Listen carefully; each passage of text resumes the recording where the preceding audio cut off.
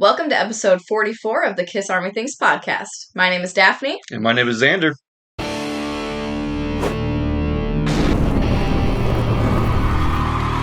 Thanks, everybody, for joining us on another exciting episode of Kiss Army Things. This is going to be a jam-packed episode, no doubt. Oh, yeah. And thank you so much, Daphne, for joining me on these last few episodes. It's nice having you on the podcast and guesting. So Jeb has actually been, he's been moving and he's getting a new job, so he's not been able to make the last few episodes. But that's okay because, Daphne's been filling in. She's been doing a great job. It's great to have you here. Thank you so much. Like I said, it's going to be a really jam-packed episode. I felt like January started off really kind of slow and nice and chill. And now it's February, and we have so much to talk about, so much to cover, just within the last episode that we did, which is only like last week or two. Yeah, I'm pretty sure right after we filmed the last one is when other things started popping off. So so it's time. It's time we get to the Kiss news. We've been chilling, having a good time, kind of talking about what could happen in 2023. Yeah. Well, now it's happening. Right. So we're going to get right down to it. But before we do anything like that, I want to talk about the Kiss Spotlight, because every time we do an episode, we always want to start out talking about the music. Yes. What music, what Kiss music or album, or even like DVD, whatever. What have we been listening to the most or most recently? What are we getting into? And so, Daphne, would you like to kick us off with this Kiss Spotlight? Yes. So my Spotlight this week is Revenge. We have been jamming to a lot of Revenge in the car lately. It's a great car album, driving album. Unholy, first of all, a perfect album opener. Yes. And a perfect Gene opener. Yeah, which is unusual. But it's a great Gene song, and then Take It Off is a perfect Paul song. Perfect. And I honestly just think it's a perfect album. Anybody who watches this knows that it's like mine and Jeb's top favorite album. It's in my top 5 for sure, maybe even 2. Like, it's a great album. Every Time I Look at You is the perfect emotional power ballad. Do you like that song? That song is so divided amongst fans. It's like it doesn't belong in the album because it ruins the mood. Well, it belongs on the album because it provides perfect contrast. There's so much division. I think it provides a perfect balance, and I feel the same way about God Gave Rock and Roll to You. I know it's kind of an abrupt shift. We were smiling. We were it is funny. Spit, and then God Gave Rock and Roll to You, and then Domino. Yeah, so it's definitely a little jarring, but I'm fine with that because I like albums to have, kind of ups and downs and ebbs and flows in that way. Oh, yeah. And I just am a sucker for a Paul Stanley power ballad, so I absolutely love Every Time I Look at You. I think it's stunning. Well, and in that regard, it kind of reminds me of Creatures of the Night. Yeah. Because I Still Love You does the same thing. It's like you have an album full of like these upbeat, fast bangers, and all of a sudden you have this one kind of towards personally, I need 2/3 of the way through the album to kind of... Yeah, personally, I need that little break and kind of a good mix of the different tempos, so I love it. It's a great album. Like I said, we've been jamming, so that's Jeb actually said, hey, I found a couple copies of Revenge for a couple bucks each. Do you want them? And I was like, yeah. So I have my Kiss CDs here that are mostly sealed. I said, I need one to actually be able to listen to in the car. And so that's why we've been playing that. Yeah. That's why that one's yours. Now, mine actually kind of piggybacks off of that because I've been listening to this in the car a lot lately, too. Right after we listened to Revenge, I took that out and put in Kiss Rocks Vegas. Ooh, okay. And Kiss Rocks Vegas is mine, and that's exactly why it was my spotlight, because I was like, man, when this came out, it was such a moment for us. Yeah, absolutely. Because it was, I remember we saw the movie in theaters at the right Kiss Expo. Yeah. Tommy was there to do like weekend. Yeah, that was a great weekend. And of course, getting that, I don't know if you can pull it off the shelf there. Oh, yeah. This was so nicely packaged. Yeah, I mean, they did an incredible, I gotta be careful because the CDs will fall out, but I mean, how awesome is this? It's just... Oh my gosh, yeah, that is stunning. Every page is full of just awesome photos. And they did a DVD, a Blu-ray, a CD. There was a bonus disc, which I didn't even listen to this time around because I was so focused on the actual CD. But they have the acoustic show from one of the VIP shows that they put on here, which was an awesome inclusion. And so I just remember thinking how awesome this was and how it's been a while because this isn't on Spotify or anything, which is kind of weird. That is weird. But I was like, no, it's time to go back and listen to Kiss Rocks Vegas. And I'm so glad I did because it is a fantastic live album. It's basically how I think this current lineup is going to be, remembered as far as live goes because, once these final shows end, which is going to be this year probably. Definitely. Whenever I listen to Kiss Rocks Vegas, it's like if you want to see Kiss live or feel this current Kiss live, Kiss Rocks Vegas is the way to go. Yeah, I agree with that. And my favorite part about it, let me just read you real quick, side A, because I have the vinyl, down here, the vinyl. Let me read you just side A of Kiss Rocks Vegas. Detroit Rock City, Creatures of the Night, Psycho Circus, Parasite, and War Machine. Those are the first oh my 5. gosh. That's a lethal dose of live Kiss. Can you imagine being at that show and like... That's a lethal dose of live Kiss. So Detroit Rock City, Creatures of the Night, yeah, and those are all my favorite songs right there, live, back to back to back. And it's a very unusual set list because usually songs like Shout It Out Loud will be up towards the beginning of the set. This is at the bottom. Songs like Deuce, again, Deuce, always early at the top. I think they curated this and made this special to make this the ultimate live Kiss album. Yeah. Where it was like, let's just pack every song and just really pack a punch. Yeah. And they really nailed that home with Kiss Rocks Vegas. So I went and listened to that. You can put that back up there if you want. But I wanted to listen to Kiss Rocks Vegas because it had been way too long. And I think I've probably heard it about 4 or 5 times all the way through. And it might get a 6th or 7th before I switch it out. But anyway, so that's my Kiss Spotlight, your Kiss Spotlight. If anybody else in the comments wants to leave something, what you've been listening to, what you've been jamming to, we'd love to hear it.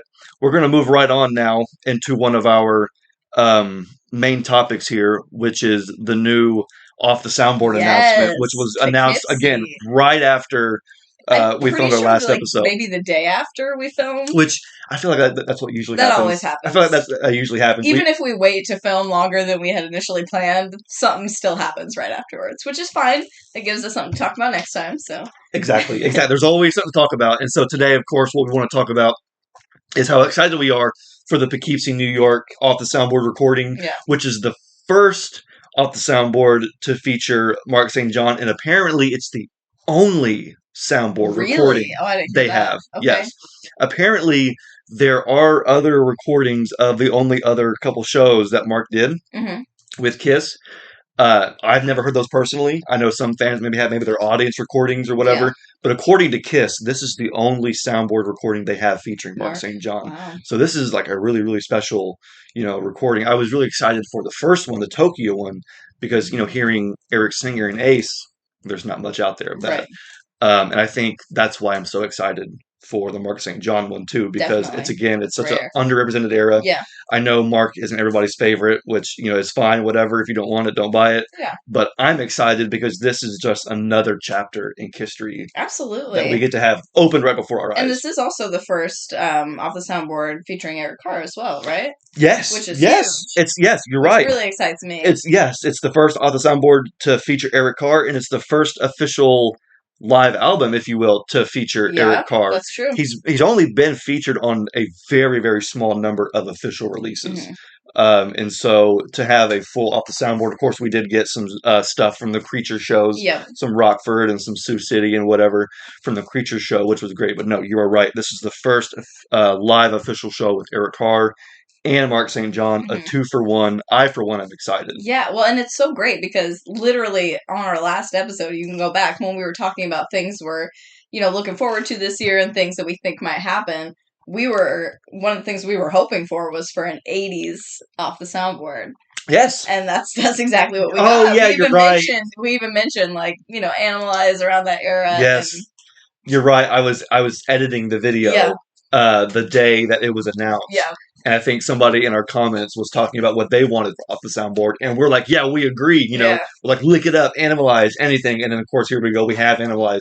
So whoever's at Universal, they must be listening. They're watching the pod. They must be watching the pod. Number one, they gave us exactly what we wanted. Number two, they figured out how to get me to buy the official... The colored vinyl? The colored vinyl. Even though I said I was no more, I was done. You've changed your mind so many times on this. Well, it's because they figure it out. They keep figuring out how to get my money. Yep. Now, they lowered the price. That was true. One reason why they did. They lowered the price. These were, I think, like $70. Yeah. For just the colored vinyl. And then by the time you get done with taxes and shipping and whatever, it's like $90. Yeah. So this one I think is only like $50 or something. $50. Which I think is a lot more appropriately priced, especially considering the lack of packaging, the lack of inserts, the lack of anything extra at all. You said it. Yeah. I think it's a lot more reasonable, and I think more people will probably buy it because of that. And you know what? at this point, I've accepted it. Yeah. So many folks have talked about it, and I don't care at this point. The packaging, we all know that it could be better. But it also shouldn't be overpriced. Well, right, exactly. And because it is Kiss, we do expect a little bit more. Yeah. But I'm just excited to see, that Mark and Eric and 80s Kiss, Unmasked Kiss, is getting some representation in this modern era, because you don't really see things like this coming out. Right. What's up? I was just going to ask, what color is the vinyl on the new one? I don't think on the Poughkeepsie one. I believe it is a really soft, creamy orange, or not yellow, sorry. Oh, okay. Like a soft, creamy yellow. Okay. I do have the website pulled up here real quick, so it probably won't take me any time at all to check it out, and even then I'll probably just edit it out. No, look, there you go, right there. You can see it. You can see it right there. It is kind of like a gold. Yeah, I like that. Now, I know sometimes the pictures look different than what we actually get, but you get. But there's an idea of it. It's going to be a creamy yellow, a very soft gold. Either way, I think it's a good choice. Yeah. I was expecting it to be purple. What are we looking for in the next? Because the last three have. I think green, blue. I think blue is what we still need. Because don't we have a red, we have a green, and we do have a purple. Des Moines was purple, wasn't it? So I think blue is what we're missing. Gotcha. And we just got blue from the Creatures. So right, I wonder. But you'd think that I wonder if they will continue with. I hope maybe they're skipping one. They're probably waiting because there's not even a spaceman in this lineup. So maybe they want to wait until. I don't know. Just a theory. That's a good theory. I like the way you're thinking. Yeah, maybe they're waiting for the next one that features. Either way, I think for whatever reason, this yellow fits. Yeah, no, it does fit. And something the whole about display this fits the Animalize. Some of the shirts they've got are pretty cool. Now, one thing we mentioned is how, unfortunately, none of the shirts have the actual members really on except them. For the trading cards have Gene and Paul. Yeah, but none of the shirts. But there's no Mark, no Bruce. I would almost purchase one of the shirts if the cool graphic was on the front, but... Which graphic are you talking about? This one right here? Nope, scroll up. This one. Ah. That one's awesome, but the graphic, the cool part of it is on the back with the claws and the Kiss Live. Yeah. The front just has the little off the Soundboard logo on the front, which is still cool, and it's a little more minimal, but... Yeah. Yeah, either way, I'm still glad that they're putting stuff out like this. So yes. Even though I'm not going to go crazy and get some of the extra stuff, the pics and the buttons and the that's still dope. The lithographs and whatever, I do want to know what everybody else out there is thinking, because I know we're not the only ones that are excited about this. Oh, yeah. Lots of Kiss fans are almost like flipping their desk. What? 80s Kiss? What? Yeah. And it's like, go, buy it, support it, whatever. So let us know what you guys are buying. If you're going to go get... any T-shirts. They got some bundles here. Yeah. I'm curious to see what everybody else is looking into. I know I'm just going to get the colored vinyl, and then I always wait to get the CD at a local CD store. Yeah. There's a local record store that at this point I look forward to walking in and grabbing the new Kiss CD. Where we know the guy that owns it. Kind of talks to us every time. So. If you have the opportunity to buy this kind of stuff at a local shop like that, highly recommend. Yeah, I was going to say, obviously we know we all have our, tiffs with Kiss Online here and there, but even then, online shopping can be, it's convenient. It can be convenient, but then it can also sometimes, either arrive late or it can arrive damaged. And so sometimes it's nice to just get in your car and go and get it. Yeah. Especially with us younger people, that experience is becoming less and less of being able to actually get out. Everybody knows I collect, the ratio of online versus in-person collecting is, it's like 6-1. I'm more online collecting, but no, to be able to go out and pick up the new Kiss CD, the new live Kiss CD is absolutely fantastic. And so we actually do already have the first single released. Oh yeah. Came out yesterday? For us, it would have been yesterday. Yeah. And it was Creatures of the Night from this Poughkeepsie show. And you and I listened to it. So what were your initial thoughts? Did you have any, initial thoughts or anything like that when you heard it? It was good. It was a little chaotic, but we know the 80s was like known for them playing everything really fast. It was extremely fast. It's extremely fast, which is a little jarring at first. Paul's kind of going crazy with the vocals, but with the speed, he kind of has to adapt his singing style as well. So he sings the song very differently than he normally does. Like he kind of has a different cadence to the verses even. So it was interesting. I'm excited to listen to it again, but I'm excited to hear some of the other songs because, Paul did have a tendency in the 80s due to the fast tempo. he would almost, like, in some areas, talk the songs. He did do that, yeah. Or just add crazy runs and crazy inflections in the vocals, which makes it hard to sing along to. Yes, very much so. That's the only thing that I don't love. It's this weird thing where it's like everyone says, "Oh my gosh, Paul's vocals in the '80s were amazing," and nowadays they're not as good. And I'm thinking, I was just listening to "Creatures of the Night" from Kiss Rocks Vegas. Yeah, I would rather hear that version than maybe the '84 version, just because it is easier to sing along to, because Paul is singing it at the right the right speed. Yeah. Eric Singer's playing it at the correct speed. Yeah. Things are a little bit more dialed in. But I don't think that was the point back then. I think we always it's easy for Kiss fans in 2022 to sit here and talk about their performances, when Kiss, they're not thinking about who's going to say what in 20 years, 30 years, 40 years. They only care about the people then and there in front of them. And I guarantee whoever was at these shows was having an amazing time. Yeah, and I'm also interested to hear the other songs, because there are plenty of other songs, especially other 80s songs, that upbeat and super fast pace is going to suit a lot better than it did for Creatures specifically. Yeah. So I think there's other songs that are going to stand out even more. Do we have a track list? I was going to say, let's go ahead and read the track list real quick. So we have Detroit Rock City, Cold Gin, Creatures of the Night, Fits Like a Glove, Heaven's on Fire, guitar solo, Under the Gun, War Machine, a drum solo, Young and Wasted, Gene's bass solo, I Love It Loud, I Still Love You, Love Gun, Black Diamond, Oh Susanna, Lick It Up, and Rock and Roll Night Incomplete. So Oh Susanna, there was a couple of songs that they would kind of just jam to for fun. Okay. Oh Susanna is a real song. Oh, I know. I mean, yeah, it's like an old Oh, you know it. Song. Okay, great. Yeah. I was gonna say I only know it because Kiss played it during their shows for some reason. So it says it's a minstrel song by Stephen Foster from 1826, first published in 1848. So there was another song that Kiss would, for whatever reason, just kind of, for fun, sing and melody. I doubt it's the whole song. Even if it is, it was more of a for fun moment in the show. But the fact that it made it off the soundboard is kind of funny. That's interesting. I'm actually excited to hear that now. It sounds like, I know on the, I don't know if it was Asylum tour or whatever, but they ended up at one point singing White Christmas.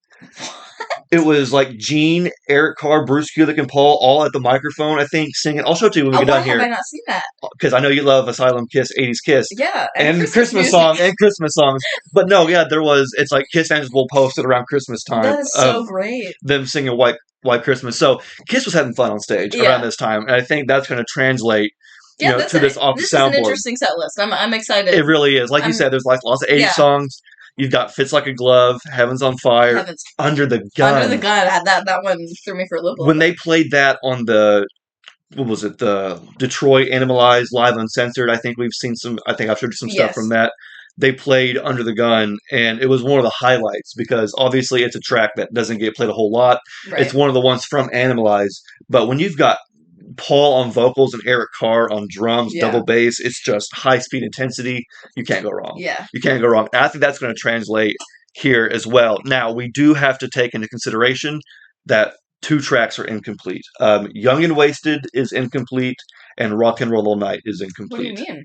So when they were recording this off the soundboard, or recording this soundboard, apparently when the tape needed to be flipped, it was during Young and Wasted, about halfway during the show. That sucks. So about halfway or so, we'll know when we get the album. But I guess halfway through Young and Wasted, it cuts off as they were taking the tape out and flipping it over. Interesting. And then when I got to Rock and Roll All Night, the tape ended, meaning the last bit couldn't fit. So sad. I wonder if it has in part to do with Paul's long banters, because in the 80s, Paul was not shy to, because I'm assuming they roughly timed it out, but then he just went over. I'm curious to see how they're going to handle that. Like, if it's just going to cut off and that's going to be it, or if there's going to be some sort of transitional. Good point. Because it's either going to is obviously the last song of the album. So I'm like, is it just going to cut off and be over, or is there going to be some banter at the end to maybe make it close out a little better? That's a good question. Yeah, I'm curious to see if it would seem kind of odd and disappointing if it just kind of fizzled it out. Weird, I would imagine it'll fade. It'll probably just fade, because I don't see them adding too much, because the point of the off the soundboard is that it's just straight off the soundboard. Right. So, right. Yeah, now they did edit Tokyo. Did they? They added a different intro to Tokyo. So that's true. The Tokyo intro is from the End of the Road tour. not the original farewell tour. Right. So they did doctor that for the sake of that release. Okay, so on the Creatures box set, they actually took away Vinny's whole solo. As soon as Vinny's solo starts, it just cuts right off. Like you said, there's no transition. It just cuts off. Weird. Which was kind of dumb in my opinion, but they wanted to either just save room or save us the trouble or whatever, but we wanted it all. Yeah. We want the guts. Right. We want all the meat. Let it all hang out with this stuff, you know? I'll be interested to hear what happens with this track list, and just to give you and maybe some other KISS fans, and even myself, a KISStory lesson here, because I feel like a lot of people, myself included, are kind of confused or in the dark about what Mark's actual role in the band was as far as playing live with KISS. I'm constantly reminded about how little I know about KISS. I always pride myself on being this huge KISS fan, and yet there's always some pocket, some area that is just, you know, has yet to be unfolded. Right. But with Mark St. John, apparently when the tour started, they were already using Bruce. Because I think the tour started, I could be mistaken because I have some notes here, but not everything. But I'm pretty sure the tour started around September or October of '84. And this was Mark's first full performance. This Poughkeepsie show. This particular show? This particular show is Mark's first full performance on the 28th of November.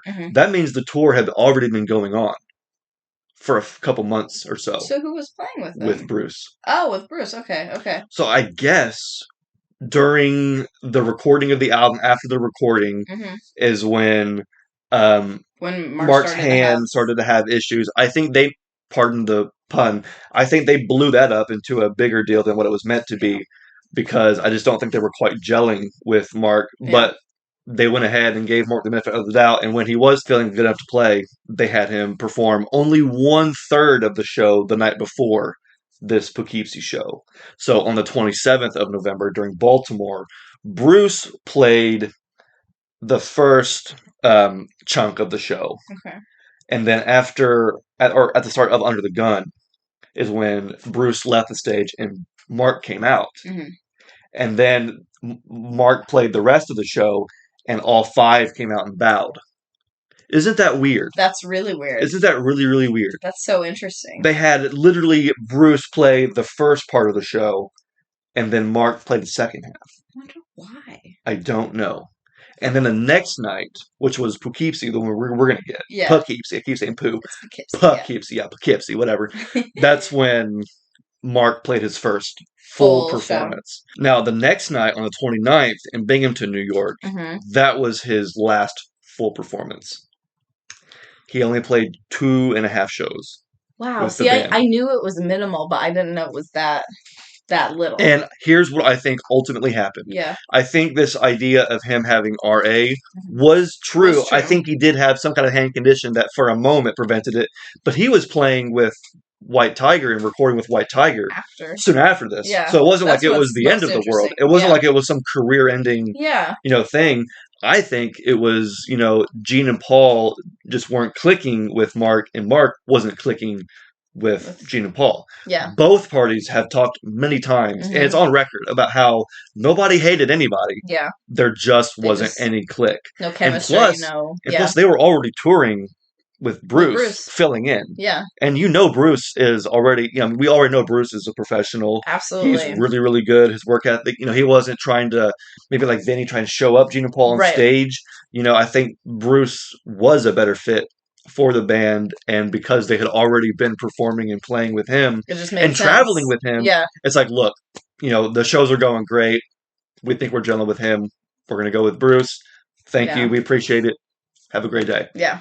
I think it's as simple as makes that. No sense. I think it's just business in that way. I don't think that, there was any animosity towards one party. I just think that because the tour had already started and Bruce was doing so well that was their choice to just go ahead. And I get that. Was it a bummer for Mark? Sure. But I don't think even Mark would have been too happy in KISS. Because the thing about, when you're in KISS, you're going to be handcuffed. Yeah. It's Gene and Paul's band. Right. They're going to be the ones that are going to lead the ship. I was saying, you have to be okay with them being if you want to lead your own ship, that's fine. Yeah. Go lead your own ship. Yeah. But if you're going to come on board on somebody else's ship, Yeah. be prepared to take direction. Somebody's very well established. Someone else is steering the boat. Yeah. And I think it's well documented that Mark may have been, in that regard, in over his head as far as, he's a musician. Yeah. This is the music business. Right. This is a business band, and it might not be the best, the best job for you at this moment. But obviously we know that Animalize, regardless, is still great. Mark's contributions are amazing. Absolutely. Even Bruce's contributions. Bruce played 2 songs on that album. Which 2? I believe Lonely is the Hunter and Murder in High Heels or When the City Sleeps. Okay.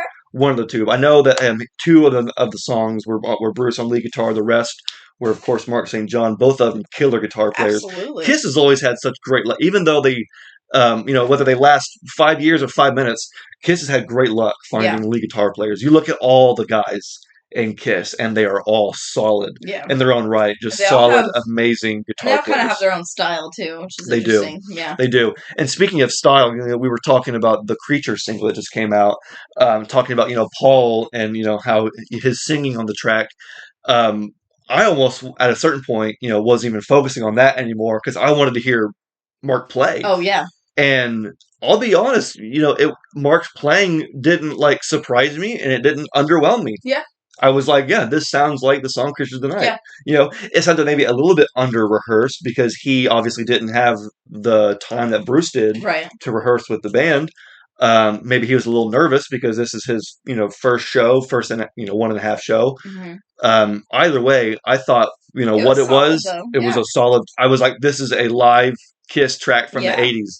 I don't expect this to be some amazing, thing. I just want to hear Kiss live. I want to hear Eric Carr.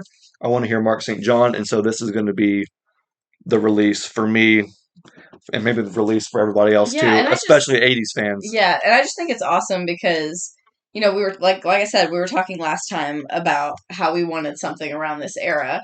And you pointed out to me that I'm pretty sure Kiss's official Instagram page had posted a poll a while back, maybe a few months ago or so. Or maybe not really a poll, but just kind of asking people what kind of era they wanted to see. Yes, you're right. What they wanted to see out of, future releases. Mm-hmm. And all of the comments, a ton of the comments were saying 80s. Overwhelmingly. And to us at the time, we were like, oh, they're just kind of asking that just to get engagement, basically, and just to get people, talking. But it really seems like they're kind of listening, which is awesome. Yeah. And they're actually paying attention to what the fans are asking for, and I think that's great. I agree. And we can move on now to the next topic, which in the beginning I talked about how Kiss Rocks Vegas was not on Spotify. Right. Do you want to tell us what is on Spotify now? Sonic Boom, baby. Sonic Boom. That's another thing that happened right after we filmed last time. Yes, for the first time ever, Sonic Boom is now on Spotify. I'm so excited. And I, for the longest time, just thought that it was such a shame that Spotify or Sonic Boom was not on Spotify. Right. Because you can find every other Kiss album on there, except for Sonic Boom, except for Rocks Vegas, but not anymore. At least Sonic Boom's on there. At least all the studio albums are on there now. Yeah. I wasn't sure it was ever going to happen. I thought Walmart just had I know. Forever. And I tried to look into it to find some logistics to see, what the kind of the... Yeah, what the contract was. The logistics was behind it. But I think what happened was, at a certain point, Walmart just either not lost the right or the license, but I think it was... Well, the contract open was to be negotiable. Yeah. It was either up for negotiation or just it was able to be licensed. Because I think whatever contract they had. I think Walmart had a exclusive distribution right to the album for probably, we'll say, 10 years. Mm-hmm. And now that that's up, only now are we seeing it kind of out there in the world. So if it's on, and I think it's on, I don't know if it's on iTunes, not iTunes, but it's on some other streaming, Apple Music probably. Maybe Apple Music, something like that. But if it's on Spotify, I wonder if we'll ever see another release of Sonic Boom. So that's what I was thinking too when you first told me this, because you can't just go buy a Sonic Boom vinyl. That's why they're so expensive when you do come across them, because they're so rare. They only pressed a limited amount of those Sonic Boom records, and They were very limited. They were all colored. There's like a purple, a red, a blue, a black, and the whole shebang. They're gatefolds. So I mean, they go for a lot of money. But yeah, no, you can't just go. I mean, I had to pay $100 just for the album and slipcover. Right. So it's ridiculous. But it makes me wonder if not soon. Not now, because they usually like to wait for anniversaries. But, right, and there's other things being released right now. Yeah, so, but it just makes me wonder if at some point we'll see another release. There's no reason not to. I wonder. I mean, even if they don't make a big shebang about it, and even if they don't do the whole anniversary treatment, like there's no reason to not. I feel like if they do a vinyl release. I feel like if they were to do another vinyl release, I mean, it would be cool for me to get it and other fans to get it, but I wonder if it would have any effect on the price of the originals. I almost want to say not, because those are still the originals. Yeah. Those are still the better ones, and the more rare ones. The more rare ones. It might drop it by a little bit, but I don't think by much. Because like you said, it'll still be rare to find an original. Yeah. And to do a CD release, I'm not sure what they would do to make it a special release, if anything. I don't even know if they would do a CD release at this point. No, you're right. There's no reason to do a CD. I hate to say it, but I feel like nobody cares about CDs anymore. No. It's funny how we care more about vinyl. Yeah, literally. There needs to be a Sonic Boom on cassette. Oh, that would be awesome. I have Sonic Boom on cassette. Yeah, but how do you have Sonic? Let me get it out real quick. I'm gonna get it real quick because now I'm talking about it. Now you gotta show the people, show them what you've done. So here is what a Sonic Boom cassette would look like if we had one. So there's the album, and then there's the track listing on the back. Good. Yeah, it's actually pretty sick. And if you look closely, this is a printer from a home computer. So anyway, I made this. So this is his homemade little bootleg. I mean, if you get a tape, converter, you can record CDs to tapes. I see we have a monster as well. Basically, like how folks used to do it in the old days. I should say old days, but in the 80s, in the 70s, 80s, people would make their mixtapes. We would make mix CDs. But yeah, so here is what Sonic Boom cassette would look like. And if you're wondering how it sounds amazing. Yeah, didn't you just play it the other day? Well, not this specifically, no. But the thing about Sonic Boom on cassette is that the album itself sounds really good, really clean, a modern hard rock album, right? Recorded nice and cleanly. And then you put it on cassette, and it adds a little roughness around those edges. Okay. And it comes across like rock and roll over. Yeah. Oh. Suddenly, all those songs that sound a little too clean had a little bit of warmth to them. And it sounds really good on cassette. Now, Monster on cassette sounds rough. Does it? Because it already sounds rough. So that's a little too much. So translating it to this makes it sound even more rough. But no, again, that's what a Monster cassette would look like if... That'd be so cool if they did. Because honestly, cassettes are also making a comeback. Like, not quite as big as vinyl yet, but they've come back in a big way. Yes. I'm pretty sure I heard, I think in 2020, cassette sales, doubled. They just have really... That's crazy. They have really shot through the roof, and it's kind of... making a comeback, and it's a trendy thing, but I think it's great that people are getting back into it. So let's go on now to the tour, because we're at a point now where this tour is going to be winding down. Yeah, it's 2023. We have only 31 scheduled dates left. Mm-hmm. Tommy posted about quote unquote the final 50. Which I'm wondering if they're going to announce any more shows, because I checked on KISS Online and we have 31 shows remaining. Interesting. The first one is in April. No, that should not. Yes, April 12th. Yes, okay.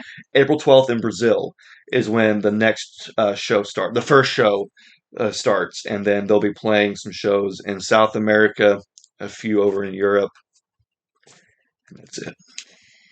We have only one U.S. date scheduled right now. And that's Sonic Festival, Temple. Right? That's Sonic Temple in May, which we're still debating on. If I don't see it, I'll live. It's not the end of the world. But if we can make it, we definitely should. It's not the end of the world, but it is the end of the world. I should have talked you over. I should have let you... That was great. Say it again. It's not the end of the world, but it is the end of the road. It is the end of the road.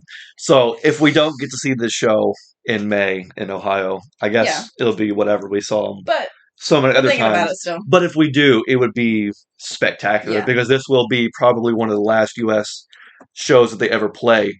I don't know of any other ones as of right now. I don't even know if they're going to reschedule Vegas. Oh, that's a good point. I kind of doubt it at this point. They said that they were going to do another Vegas residency. Oh, they did? Okay. And they had to cancel it because of COVID. Yeah. So after July 15th, that's the last scheduled date that we have from KISS. So from April 12th, basically, to July 15th, that's only 3 months? April, May, June, July. So we have 31 shows in 3 months, and that's only the middle part of the year. Right. Will they do anything after July as far as a residency in America? I don't know. So you said Tommy posted something that said Final 50? Tommy posted on Instagram and said, gearing up for the Final 50 this year.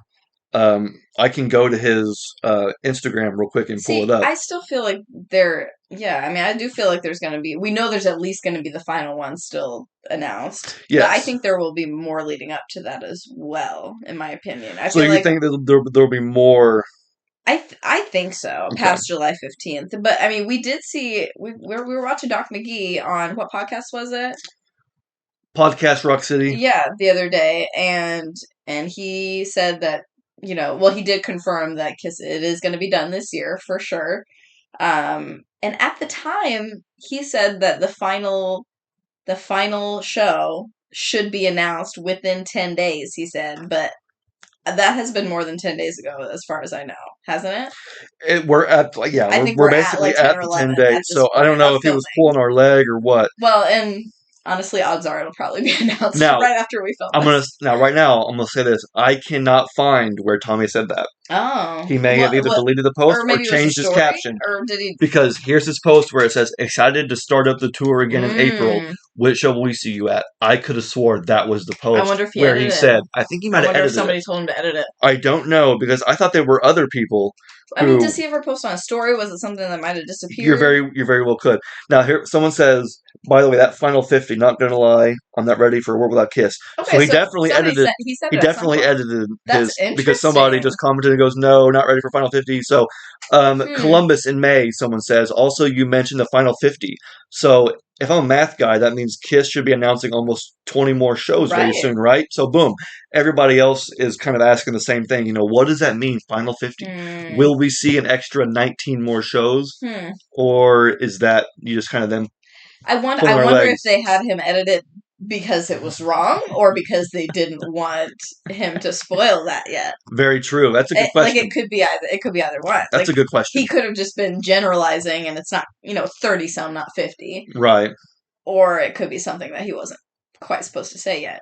Very true. Because Gene was touting 100 shows, or 50 more shows or whatever. I don't know if any of us took that seriously. Well, I may have, but that's because I want there to be as many KISS shows as possible. But once you kind of calm down, you're like, okay, Gene's just trying to get us all riled up. Gene's just being Gene. Which, it works. But anyway, no, so we have 31 shows right now all across Europe. We have Brazil, only one show, like I said. Now, thank goodness they're playing some more UK shows. I think we have about, I don't know, I'm seeing 3 right now. 4, 5, 6 shows in the UK. Okay, cool. They only had that one festival download last year. They played Donington, which was the same day that KISS released Donington off the Soundboard. Really? Yeah, that wasn't planned. I don't think, crazy. But I'm pretty sure they played Download the same day they played Donington the same day Donington was released. Donington. I'm sorry. No, for sure, you have to. It's like 10 times. I love it. Anyway. So thank goodness the UK is going to get some representation. You got Norway, Sweden on the list, some Italy, Germany. So the Europeans will definitely get their dose of KISS this year. As for the United States, we may have already had our fill. We've had plenty. We will see. There is going to be a KISS cruise apparently this year with not a makeup KISS performing, but still I think acoustic KISS. Yeah. Not acoustic KISS, but an unmasked KISS. Unmasked, yeah. With the band members doing some of their own stuff individually. So that should be kind of fun. I really hope we get to go. We've been talking about it. And, yeah, we've been talking about that, but we've also been talking about Vegas. That's true. Because Gene's Vegas, this KISS World thing is in Vegas right now, and I just keep seeing posts about it, and it just looks incredible. Well, we have to get out there. And we've been wanting to go see the Monster Mini Golf forever too. So I don't know. Got to do it, man. At some point. Hopefully, one of these days soon, you'll see a Vegas vlog. I was about to say because if we do, we'll be posting videos all about it. But anyway, okay, so we're winding down here. We're wrapping up. Did you hear? Actually, I know you did because we were watching them together. The Paul Stanley commercials for Workday. Workday, yes. The commercial, the Super Bowl commercials. Those were hilarious. They're so funny. I saw somebody post it on Facebook, and it was the first one with the shorter one. Right. And then there was a longer one that had Ozzy and Joan Jett and I think Billy Idol. Maybe? Billy Idol, yes, yeah. A few rock stars were in it. It was a really cool video. Very funny. It's always nice to see Kiss, or Paul or anybody, in a mainstream setting. But that was really funny. It's fun. His acting has gotten a little better. Are those Super Bowl commercials? Those are. Okay, yeah. cool. It said #Big Day ad. Nice. Super Bowl Day ad. But they aired them before the Super Bowl. Sometimes they do. They do sometimes? Yeah, okay, sometimes. I wondered if they did because the last time we got a Kiss I feel like Super Bowl commercial was the Dr. Pepper one. A lot of times they do because you don't want to spend all that money on... I know tons of people watch the Super Bowl, but you also don't want to spend all your money on an ad that's only going to be airing one day. I don't know why. I just remember a time when those ads were almost like sacred. Yeah. Where it was like everybody talked about them, and if they did get out beforehand, it was a bad thing because it was almost like there was a period about 10 years ago where we would almost watch the Super Bowl for the commercials. I still prefer the commercials to the game. Well, it's funny because in the last several years, they have not been. No. I do feel like for a moment there, every year there were some really, like Doritos always had the best. And of course, again, Dr. Pepper had the Kiss and Mini Kiss, which was a perfect... Yeah, we just watched that on YouTube the other day. Perfect commercial. Yeah. And when that happened, I was like, well, I had no idea they were doing that. We saw the one with Nick. They did one with Nick. Gene did. Well, and I'm wondering if maybe the way they're doing it, because obviously there's multiple different versions of this commercial, so I wonder if there will be a different one that we haven't seen yet that airs during the actual game. Yeah. That's what I would love, to get another one that we would get to see, in our case, tomorrow. Yeah. Oh, for sure. Yeah. Football's coming up, too. I guess we'll see. But anyway, did you guys think that was lame of Paul, or did you think it was cool? Because some folks roll their eyes when Kiss does that, or when Paul does that, but I think it's fantastic. And like you said, his acting has gotten better, and it was so funny. My favorite, and you've already made a meme out of it, but it's when he comes into the conference room and then just goes and then slides out. Yes, that was total meme worthy. Yeah, as soon as we watched it, I said, "That's a meme. I don't know what it is, but it's gonna be a meme." And you thought of it immediately. I should have went one step further with it and done an actual a video as opposed to just one image here and one image here in Photoshop. There's endless possibilities. If I had more time, I would do it because it'd be hilarious to have the kid from Monsters Inc. wake up and then you just see Paul slide back. Oh my gosh. Anyway. All right, now it's time for everybody's favorite part of the show where we open presents because it's always Kissmas on the Kiss Army Things podcast. Every time. So this package actually, I've had sitting around for a while. There's a story behind it, but I'm going to go ahead and open the package real quickly. I have 3. Oh my gosh, wait, what's this? Oh, hang on, we'll get to that. 3 grill lighters. Why, Xander? Tell the people why. Did you buy 3 grill lighters? Now, there is a story. It's a funny story. So, I was hanging out with Glenn on a live stream over on his channel, Tales of the Kiss Geek. And if you go to his channel, you can find the video where it says Desert Island Kiss items. And so we thought it'd be fun to just kind of pick 10 items from our collection, spotlight them, talk about them, show them off, basically. And I thought it'd be fun to just take it one step further and be like, seriously? Okay, well, what if I actually was on a desert island? What Kiss items would I need or bring with me? And so that would actually practically benefit. Yeah, you. I was like sunglasses to block your eyes from the sun, a towel to dry off or lay out on, whatever. I was being funny, and of course you're going to need fire, on an island. Super smart. So I gotta find it here amongst my other junk. I have already a Kiss grill lighter that I bought at a Kiss Expo years ago. But, as you can tell, not only does it not work, but it doesn't even click anymore because Xander tried to replace the inside to refill it. Right. And I ended up breaking it. So, was I going to take that? No. I said, I will not stand here and have a broken Kiss lighter. I'm not going to throw it away. Of course not. But I'm not going to have it just sit here and be broken and have a non-working Kiss lighter. So don't worry. I showed off one of my many, many other Kiss lighters in that video. But I went and bought 3 more of these out of spite. Because I was like, I'll be darned if I don't have one of these. So I think I'll have 1 or 2 in the package. One of these I'll expect to open up. And then maybe then maybe will I finally dispose of the lighter, broken one. Which it's like, do I throw it away? You do have a hard time Kiss? throwing away things with the Kiss logo. Even packaging, he has a hard time with. Even though it's broken. There's no use for it. I'm sure somebody out there. I'm sure somebody could fix it. Now what else did you get? I didn't order this. This is a Spaceman air freshener. Oh, cool. They just throw that in? This must have been for free because I only bought 3 of these grill lighters, and they must have thought, well, hey, you're buying 3 of these grill lighters, have a air freshener for fun. So whoever that seller was, thank you very much. And if you want one of these grill lighters, you can get one for like $10 on eBay. The person I bought it from had a bunch. Nice. That's why I bought 3. I was only looking for 1. Right. But I was like, oh, well, if there's options, if I'm able to get more, then I'll just buy a bunch more. So I got 3 of those. This one for free. Mm-hmm. Can't really smell it. But my nose could be broken. Well, it's also from 2016, so it might not smell anymore. For sure. So there's that. We're already starting to fill up. You want to put some stuff over on your side? My goodness gracious. Yeah, just stick them right there. Perfect. Because we ain't done. Now this, I'm excited for.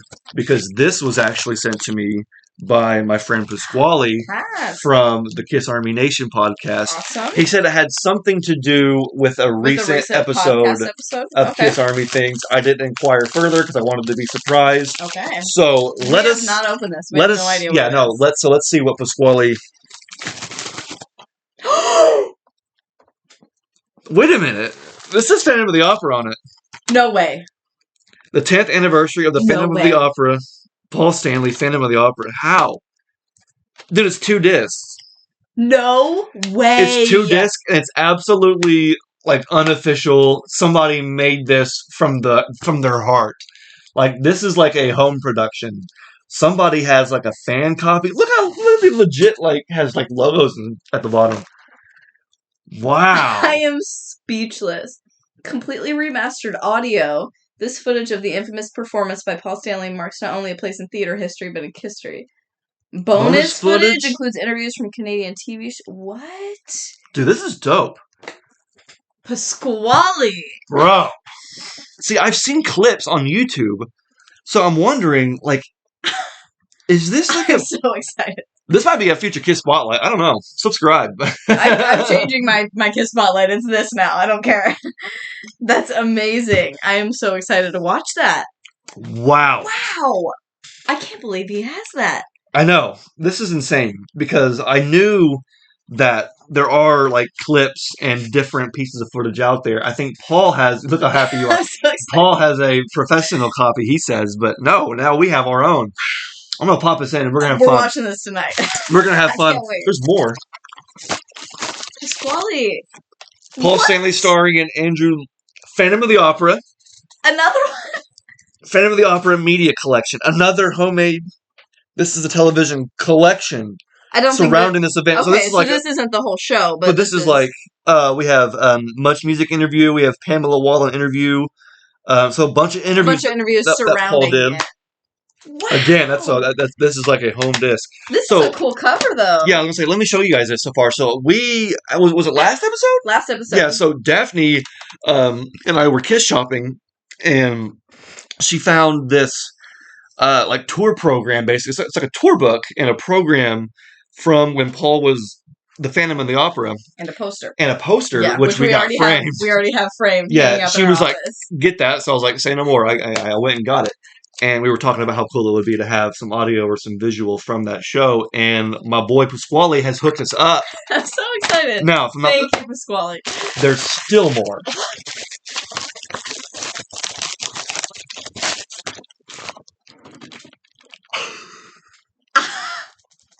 Pasquale.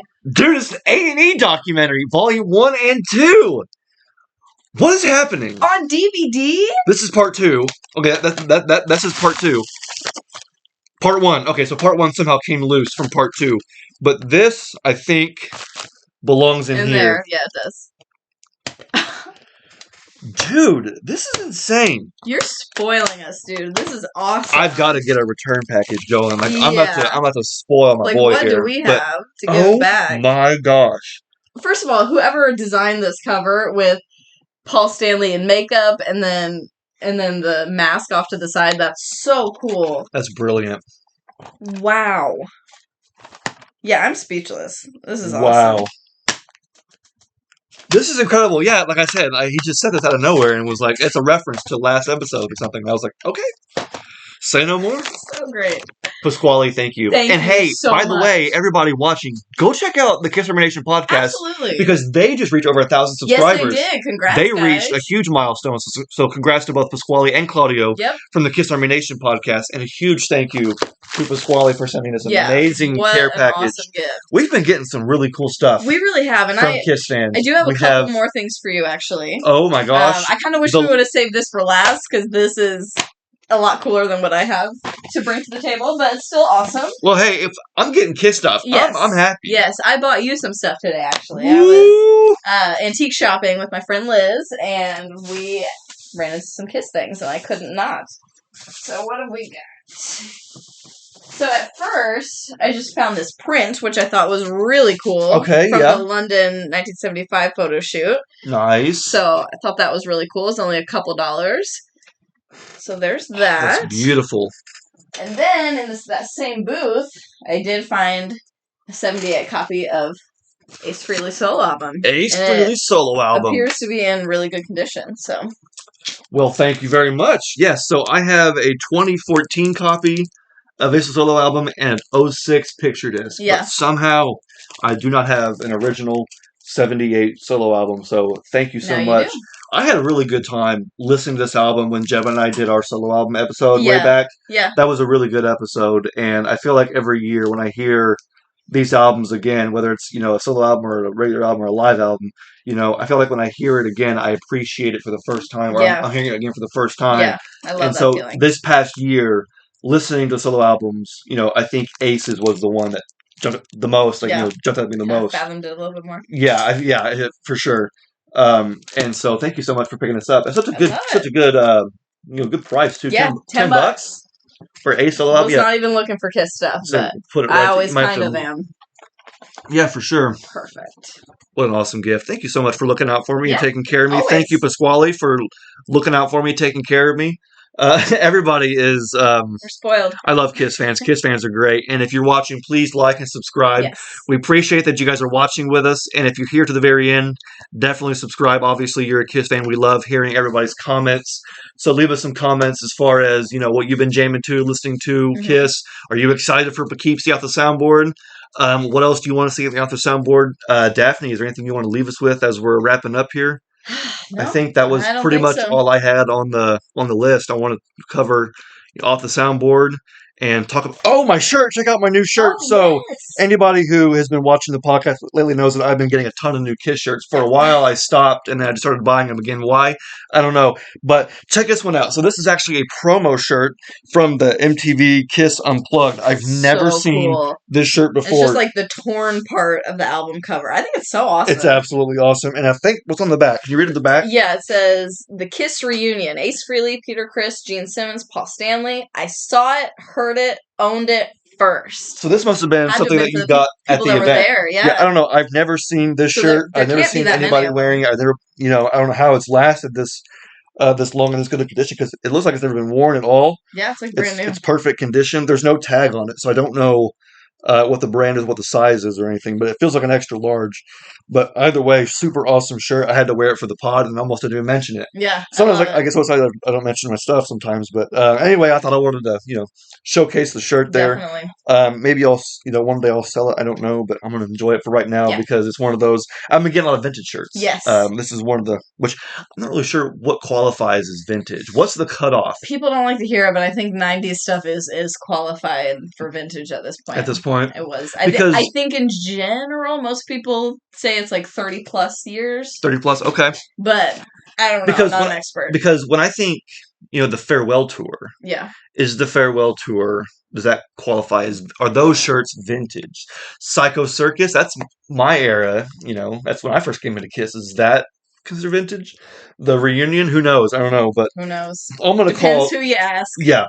I'm going to call at least pre-reunion. Yeah. We'll call that. Definitely. We'll call that vintage. Yeah. So here's my new vintage t-shirt. Anyway, thank you guys so much for joining us on episode 44 of the Kiss Army Things podcast.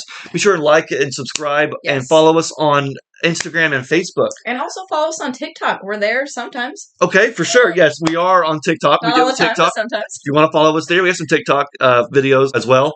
But follow us on Instagram and Facebook. We have Kiss memes, Kiss merch, all kinds of Kiss content.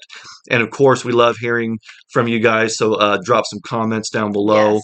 And we will see you next time on episode 45 of the Kiss Army Things podcast. Until then, I'm Xander. I'm Daphne. Peace.